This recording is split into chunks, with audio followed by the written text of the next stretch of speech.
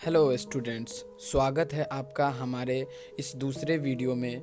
इस वीडियो में हम संस्कृत के एक अति महत्वपूर्ण प्रश्न जो एग्ज़ाम में बहुत बार पूछा गया है, इस प्रश्न को हम आपको आंसर बताएंगे और कैसे लिखना है इसका तरीका आपको बताएंगे।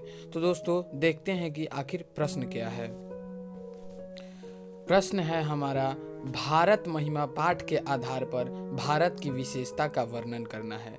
जो कक्षा 10वीं के संस्कृत के किताब में जो भारत महिमा पाठ है, उस पाठ के आधार पर भारत की विशेषता का वर्णन करना है। जिस प्रकार वर्णन किया गया है पाठ में, बिल्कुल वैसा ही आपको भी वर्णन करना है, लेकिन अपने शब्दों में। इस बात का आप खास ध्यान रखिएगा कि अपने शब्दों में ही उत्तर देने का प्रयास कीजिएगा। चलिए देखते हैं इसका आंसर क्या होगा। जैसा हमारा क्वेश्चन कह रहा है उसी हिसाब से हमको आंसर लिखना है। क्वेश्चन ने कहा है कि हमको भारत महिमा पाठ के आधार पर ही उत्तर देना है, तो हम बुक के हिसाब से ही आंसर देंगे। तो भारत महिमा पाठ में जो भारत की विशेषताओं का वर्णन कवि ने किया है, उन्हीं के हिसाब से हमको आंसर देना है। तो इसमें लिखना है कि भारत महिमा पाठ में भारत की विशेषताओं का वर्णन करते हुए कवि कहते हैं कि यह भारत भूमि सदैव पवित्र और ममतामयी है।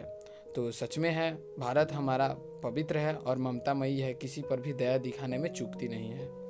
यह धरती विशाल मतलब कि बहुत बड़ी है, ये तो आप सबको पता है। स्मरणीय यानी कि यादगार, बहुत प्राचीन है इसका इतिहास और बहुत ही विशाल इतिहास है इसका, और ये भी बड़ी है। रूप वाली यानी कि इसे सोने की चिड़िया कहा जाता था पहले, तो इस हिसाब से आप समझ सकते हैं कि कितनी बड़ी बात है। शुभ स्वरूपा और बहुत सुंदर ऐश्वर्य वाली है, ये तो बात सही है। यह भारत भूमि सागरों, वनों, पर्वतों, झरनों तथा बहती हुई नदियों से सदा सेवित है।